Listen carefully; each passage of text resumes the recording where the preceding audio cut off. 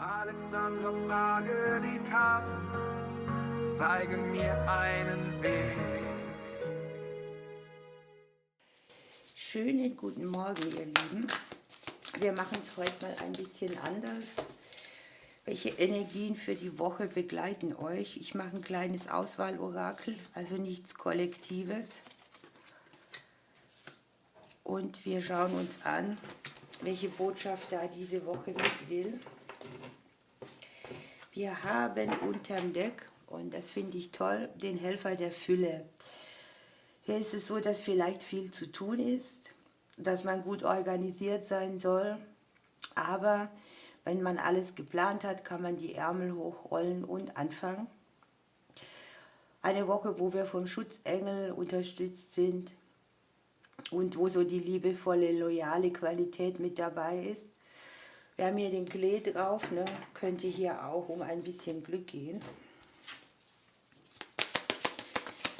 Eine Minimierung von etwas.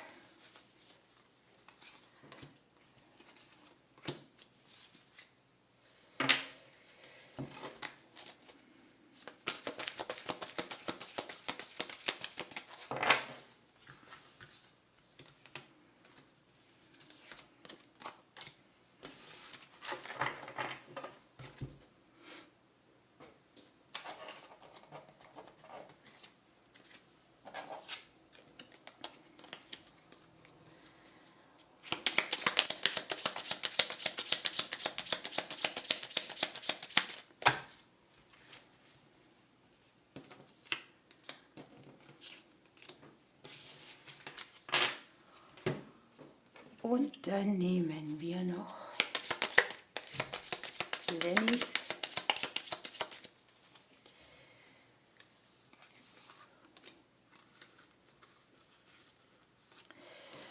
So, und dann dürft ihr auswählen. Ich hole mir schon mal die Vogelkarten hierher, denn die vergesse ich ja immer ganz schnell. Und dann legen wir los.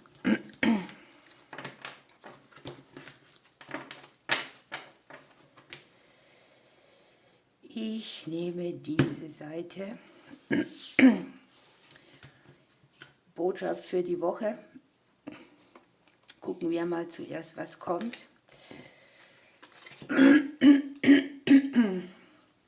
Also wir haben schon mal das perfekte Timing, einen günstigen Zeitpunkt. Timing ist vielleicht auch eine wichtige Sache, das hatten wir in der Ausgangskarte schon. Und wir haben hier, dass es eine neue Richtung gibt. Hier sind Situationen, wir haben die 10 des Denkens, die Probleme bereitet haben. Und hier ist es so, dass etwas zu Ende geht, dass eine schwierige Zeit vorbei ist, dass man endlich weitergehen kann. Und dass man hier auch völlig loslässt. Ne? Also nicht mehr diesen Fuß noch halb in der Tür gelassen, sondern dass man nach vorne guckt. Hier ist man vielleicht auch aus irgendeiner Abhängigkeit ausgestiegen.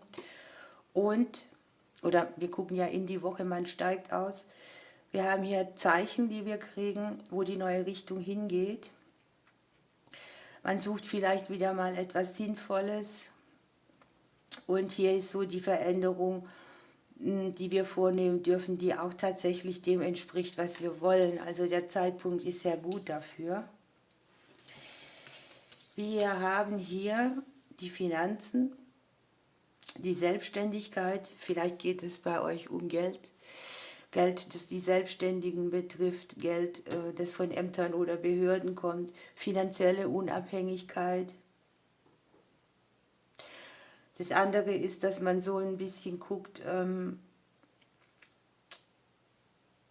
wie geht es mir seelisch, wo fühle ich mich alleingelassen, wo habe ich irgendwie eine Mauer, über die ich nicht drüber komme. Das kann hier mit der Konfrontation sehr gut sein.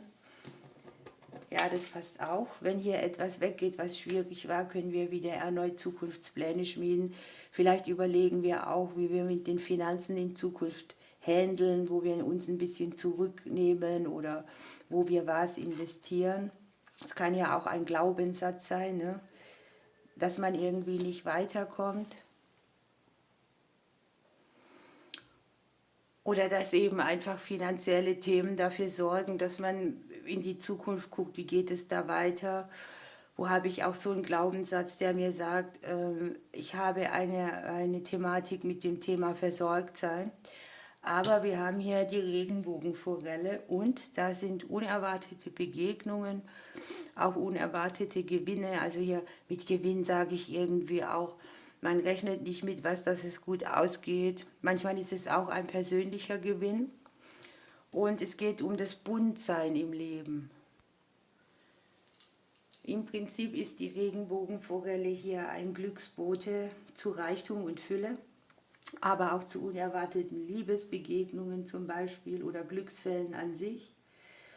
Und es geht sehr darum, einfach das Leben ein bisschen bunter zu machen, die Gefühle auch nach außen zu transportieren. Das ist ja das, was man sieht, ne? Dieses emotionale Gefangensein irgendwo. Oder dieses Abgegrenztsein, weil man denkt, ich bin zu anders.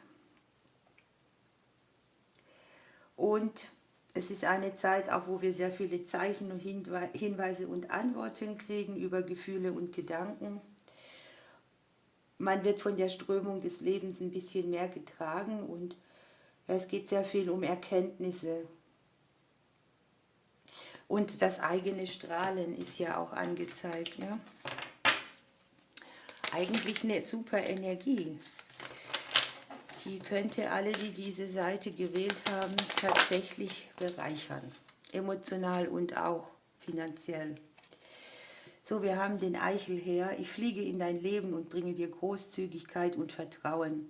Setze dich an die erste Stelle, gestalte dein Leben nach dir.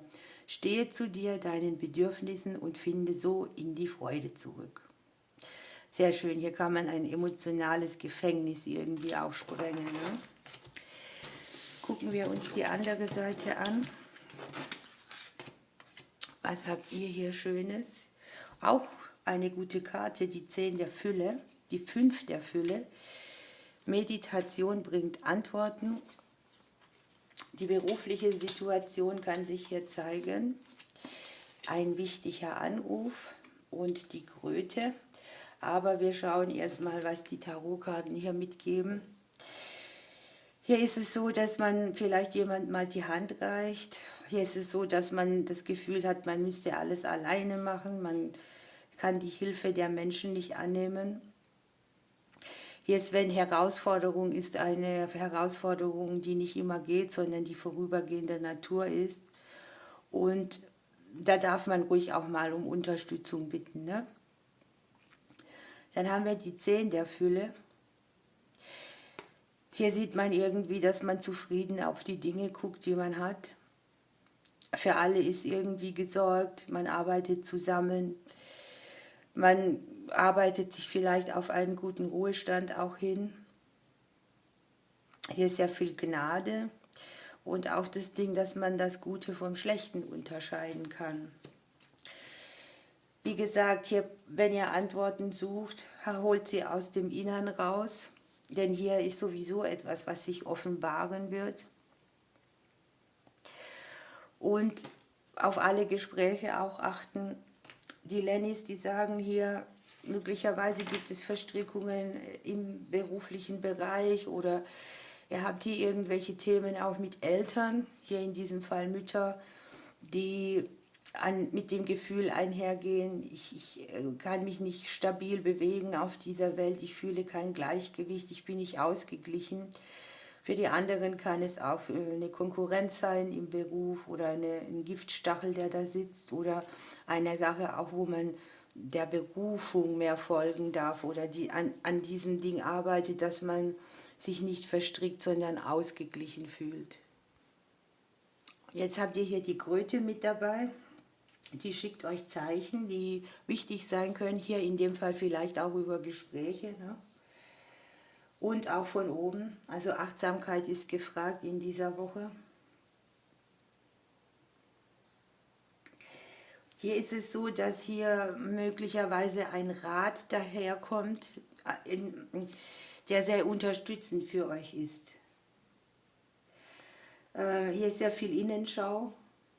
Antworten kriegen auf das, was einen beschäftigt. auch die Träume wieder und die Eingebungen und die Anbindung an die eigene Schöpferkraft.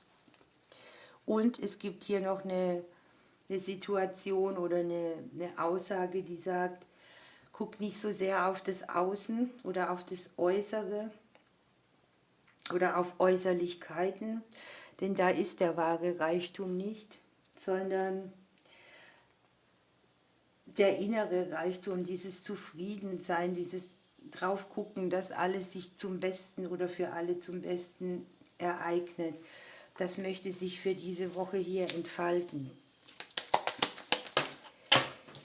Ihr habt hier noch den Blauhör, der sagt, ich erinnere dich daran, dass alles, was von Wert ist, wie geistiges Wachstum und Beziehungen, Arbeit erfordert. Gehe Risiken ein, ergreife Chancen und erforsche neue Wege. Also trau dich auch mal über den Tellerrand zu blicken. Ihr Lieben, ich wünsche euch eine schöne Woche. Wenn wir das öfters mal so machen sollen, schreibt es mir in die Kommentare. Ich drücke euch und bis bald.